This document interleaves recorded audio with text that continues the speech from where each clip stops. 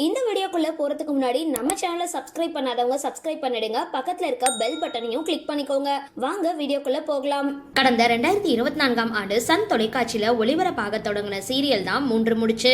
சூர்யா சுந்தரவல்லி அப்படின்ற அம்மா மகனோட கதையில முதல்ல தொடங்கப்பட்டிருந்தது. அதுக்கப்புறம் அப்படியே கதை போக போக சூர்யா நந்தினி ஜோடியோட கதையா மாற தொடங்கி இருக்கு. இப்போ கதையில சுரேகா ரஞ்சித் சூழ்ச்சியால கடத்தப்பட அந்த பழி முழுசா நந்தினி மேல விழ இருக்கு. இது பத்தாது அப்படின்னு நந்தினி தங்கையால அவங்களுக்கு பிரச்சனை ஏற்பட இருக்கு.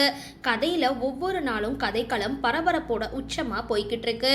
எப்போ பெருசா சுரேகா கடத்தல் பிரச்சனை வெடிக்கும் அப்படின்னு தெரியல. இந்த தொடர்ல சூர்யா அப்படின்ற கதாபாத்திரத்தை நடிச்சு மக்களோட மனசை வென்றுட்டு வரவர் தான் நடிகர் நியாஸ்கான். பாசத்துக்கு பாசம், அடிதடிக்கு அடிதடி, அதிரடிக்கு அதிரடி, அதாவது அவர்கிட்ட என்ன காட்டுறாங்களோ அதை அவரு திருப்பி கொடுப்பாரு. அவரோட இந்த கதாபாத்திரத்துக்கு ரசிகர்கள் பேராதரவு கொடுத்துட்டு வராங்க.